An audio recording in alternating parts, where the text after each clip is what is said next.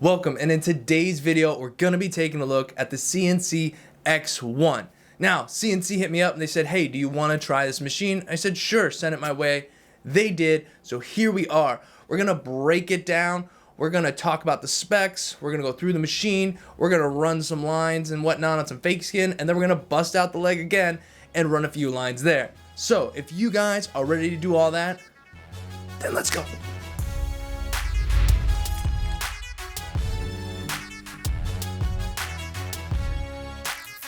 Alright guys, so here it is. I didn't open it yet. I wanted to set everything up, record this so we can have first impressions.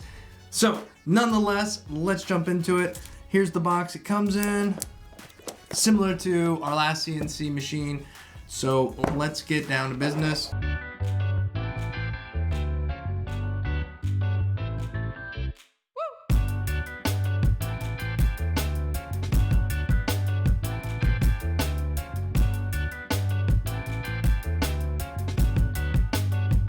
Alright, so let's open it up. It opens a little bit better than the last one. Okay, so in the box right off the top we have a manual. I highly encourage you read this manual. And we have some O-rings and an Allen key down there. Again, I'm sure if we read the manual, we're gonna know what that goes to. Lastly, here we go. The machine. Let's open this up. First, before we open it up, I want to say it feels pretty nice. Feels pretty nice. Ooh. Yeah, buddy. That looks nice. That feels nice. Weird to say, but it feels nice.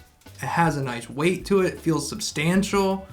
Nice. All right, we'll set that there. See what else is in the box. Don't mind my black on my finger there. I was doing some painting. All right. Okay. And next up we have a clip cord. Nice. And a piece of foam. And some more foam. And inside of here, it looks pretty similar to the last clip cord they sent with the other machine with the CNC Q2. Very similar style clip cords here. Nothing really to say on this. Standard operation. So real quick, like I always do, I want to compare this to the other CNC machine that I've used, the Q2. I can't speak for any other ones, but the CNC Q2 has been awesome for me, and I'm looking forward to really trying this X1 and putting it through its paces as well. But here is a side-by-side comparison of the X1 and the Q2. Now the Q2, when I got it, I was surprised it was this small. This was remarkably small to me, but it performed really well. So I'm really looking forward to seeing how this one performs. On top of that, we'll take a quick look next to the Cheyenne. And as you can see, it's about the same height. Now, my Cheyenne, I shaved a little off because I modified some stuff. So it would be wireless, but nonetheless, it is about the same height as the X1. So no big change here. It's not some giant piece of equipment. In fact, in a lot of ways, this had a much smaller grip on it, whereas this has a little bit more of a grip. No big deal, we wrap these things in grip tape anyhow, but this feels really nice in the hand. It's got a nice weight on the backs where it just really, it feels good, okay? If you take a close look at the machine, you'll see it is equipped with a Maxim AMAX motor, and they left a cutout there so you can specifically see the motor, and you can see the writing on the motor. I thought it was pretty cool. It looks pretty snazzy. It has a really smooth feel to it.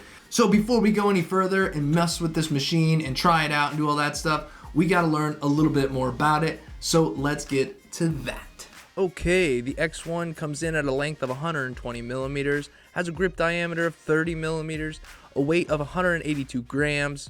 It has a stroke of 3.2 millimeters. Needle protrusion is anywhere from 0 to 4 millimeters with a recommended operating voltage from 9 to 13 volts. The heart of the Maxim A motor is the ironless Maxim winding. You can find the X1 on the CNC website and is also available on Amazon. It comes in at $339, and I'll put a link in the description if you want to check it out. So with all of that said, let's get back to it. So let's set this machine up. Let me get some needles in here. We'll get a power supply on and let's hear it run. The CNC Q2 is compatible with most needle configurations, most cartridge types, different brands, though they do, like most companies, suggest you use their brand of needles, and that is Rain. I talked about them a little bit in my last video when we were stimpling, and I used their 3-round liners and thought they performed quite well. Nonetheless, these are the needles we're loading into our machine, so let's get that. Clicks in quite nicely. We can rotate our needle depth here. You're gonna hold this portion right here and rotate the back, or hold the back and rotate the front. However it works out for you. Here's where things get weird. I tell you to read the manual, do all that stuff, but at the same time, I'm going to break those rules. It says it needs to be hooked up to an RCA cable like this and ran to a power supply. But I stopped using this stuff a while ago. I have it, but I just don't use it because it's not how I operate anymore. Wireless is how I like to run. So if I'm gonna use this machine, I'm gonna have to break the rules and I'm gonna have to test it out long term and see how it does. CNC does say that it could damage the motor or at least make it run not optimal. So nonetheless, breaking the rules, plugging this bad Larry in there. I currently have that humming away at 9 volts right now. It sounds really good. It feels really good. It's humming very nicely. And that again is with that wireless power supply. They say do not use it. They don't suggest it, but there's a lot of things people don't suggest. I'm gonna break the rules. I'm sorry. I'll let you know how it goes. And as you can see, as we rotate this, we allow our needle to protrude further from the tube, allowing you to adjust your depth, adjust how much needle hang you have, and whatnot, just like you would with any other machine, rotating just like that. Now I'm gonna get to running this on some fake skin. I'm gonna get to running this on some real skin. But real quick, I wanna break this down and let you guys take a look at it. So if we take off our power supply, and again, that's our needle. From here, this piece breaks down into a few parts. There's a set screw right here. You can spin this all you want, adjust your needles all day long. When it's time to take this off, this piece keeps this sleeve over top. So what you need is just a very small, just a regular screwdriver, and all you're gonna do is take this out. Now the manual says don't lose this screw because there are no extras. And sure enough, as soon as I opened it, as soon as I took this off, I dropped it on the floor and had to spend 20 minutes finding it. So it's true, there's only one, be careful with it. What I found to be the best to do is take it almost completely out and then just give it one like half turn back in. And that will keep it there. And you can pop it right off. So that is your grip, and inside of here is the mechanism that your needle clips into and adjusts back and forth. To get that back on there, slide this back over, just kind of move it a little bit with a little pressure down. You're gonna feel it clip in like that. You can screw this puppy right back down. And it still adjusts, no problem. This just keeps anything from getting out of alignment, the grip sliding off, any catastrophes. And if we move along to the back, we have the Maxim AMAX motor. And if we start unscrewing that, really nice threads, super buttery smooth. I'm just gonna roll that out of there very carefully. And here you have what's inside. It's all greased up. It's a swash plate here. It is set to this right angle, and over time this may push down, and we're referring to over time. You're using it a little bit. They have supplied the Allen key here. This Allen key you're put in here, loosen it up a little bit, slide that swash plate up a bit, and snug it back down. And all that does is that spinning in there at a perfect angle and pushing this little piece in here up and down. They recommend every once in a while putting a little drop of oil down in there to help keep things lubricated and running good. So we'll screw that back together. Just put it back in there very carefully. Gently start screwing and it will go together wonderfully. So in case you're wondering, no, you don't only have to use Rain needles. Those are the suggested needles from CNC to be used. I did try several other needles in here and they all clicked right in and right out. No problem whatsoever. So now I'm gonna get this puppy wrapped up, ready to rock, and we're gonna get some fake skin in here and start running a little bit of lines and playing with this thing and see what she does. And then finally, we'll take it to the skin and see how she does there. Okay, so let's run this thing through its paces real quick. I have it all set up, wrapped up. I'm gonna start off by loading a common needle I use a lot, which is a 9-round liner with a long taper. And that loads in there really nice, really nice. Again, I'm gonna take that power supply that I was using before. I currently have it at 9 volts and I'm gonna set my needle depth. This machine gives you a lot of diversity when it comes to how much needle you want thrown out of your tube. You have a lot of clicks. It moves slow, which is kind of nice, so you can refine how you like it. Okay, I'm gonna run my needles like this. So I'm gonna start off at 9 volts and see what happens. I'm curious to see how this machine runs with 3.2 millimeter stroke, and we're just gonna run this line.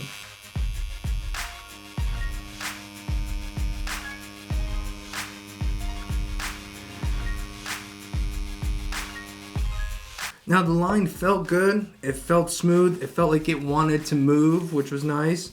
So I'm gonna check to see how it turned out. Yeah, that turned out to be a solid line. All right, I'm gonna keep it the same. I'm gonna run it just a little bit, move my hand a little bit quick, and try to figure out what speed I need to be at to maximize my 9 volts. All right, let's do that again. I'm gonna try to move just a little bit quicker.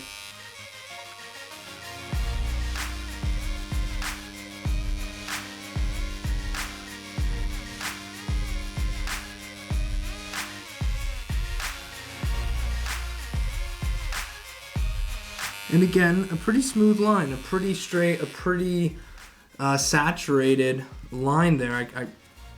I'm kind of digging it for lining right now. We'll see how that feels in the skin, how that goes in the skin, but for now, I'm liking it at 9 volts. I'm gonna slow it down just a little bit, take it down to 8.7 volts.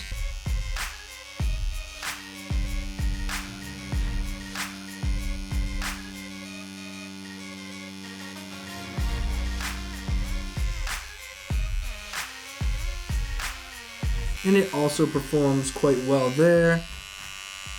I'm gonna throw my needles out a little bit further.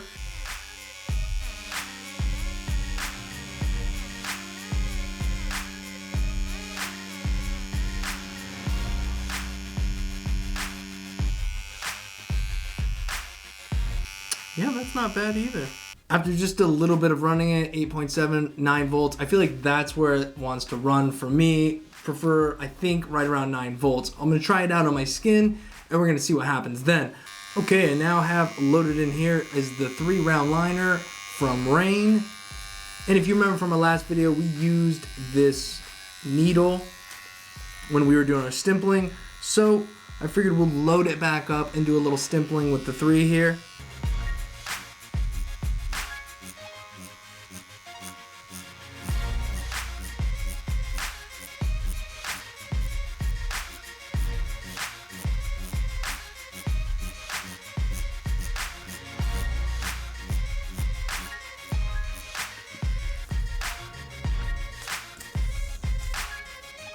Now it's there, but it is pretty light. Now again, I'm running this machine pretty fast.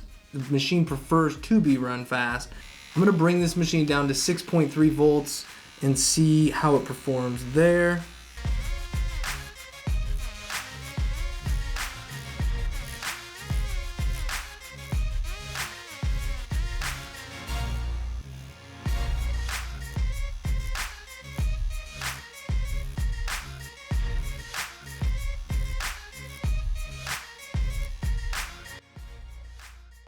And as you can see, at 6.3 volts, you do start to get some stimpling, and you can turn it down a bit lower even.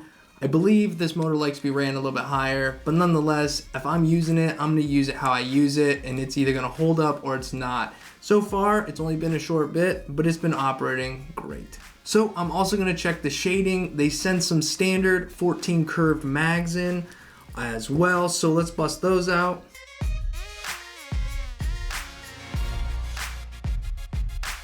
And it goes in, clicks in nicely.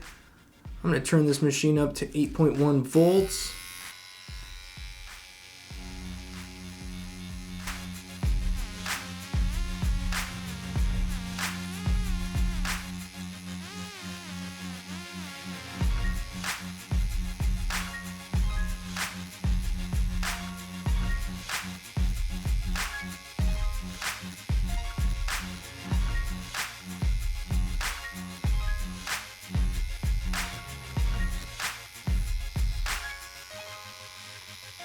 So there you can see we do get a nice little shading with this 15 curve mag. It seems to run fine. It felt good shading it. Again, we won't know anything until it's used. It's ran through some skin for a while and you really get an understanding of whether it's something you want to use every day or not. But for right now, I like it. So I'm gonna get a 9-round liner with a long taper, load it up in here, shave my leg, and we'll try this out on some real skin.